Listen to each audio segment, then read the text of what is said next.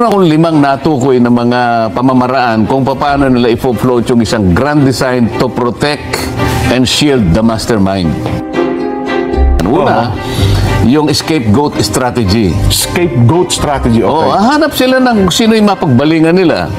Ang napagbalingan nila ngayon, sapagkat wala rito, ay yung dating Congressman Saldico. So, gusto nila doon lang matuon, doon lang ma-focus ang usapin. So, yun ang magiging scapegoat nila? So, parang kapag yun ang nadiin mo, ligtas na lahat.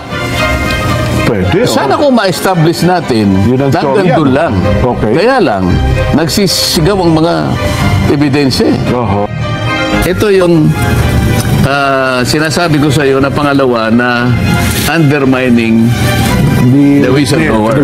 So lahat ng paraan ang gagawin para pagtakpan, para ilihis, para iligaw ang mamamayan. Pagkatapos gagawa sila ng pangatlo, gagamitin nila yung blue ribbon na parang shield. Para pang takip din. Di ba? Medyo, ano yan, Sen, ha? Hindi ba marami ng pronouncements yung mga opisyalis ng Blue Ribbon na si Gutesa fraudulent ang ano nito, di ba? Ganyan. So, pagdating niya sa, wala na sigurong, akala nila, wala nang maniniwala. Pati kayo, dinidiscredit din. Pati ako ngayon, dinidiscredit. So, ano ngayon ang patutunguhan ng ano na yan? Papalihis na. Bakit hindi natin gamitin ang Blue Ribbon sa iisang direksyon? Bakit tayo nag-aaway-aaway? Ba't kinakailangan yung manira ng tao? Meron pang shifting narratives. Yung ipinapalit-palit nila. Di ba? Nag-iiba-iba ng ano. Sabi nila, pwede natin gawing state witness si ganito. Teka muna, ikaw ang pinakamalaki dyan eh. Ikaw pang magiging state witness. Nakikita mo yung nakikita mo yung pattern. Yes po. Mga pattern ito eh. Kapag ito'y pinagsama-sama mo yung pattern na to, maliwanag na maliwanag, ililihis nila. Ayun. Isisinsay nila yung katotohanan. Kaya pala dinidiscredit din ng mag-asawang, diskaya. Kasama yun eh. Ito yung panghuli, ito yung diversion and deflection. Kamukha ng, hindi, ang may kasalanan yung nakarang administrasyon eh.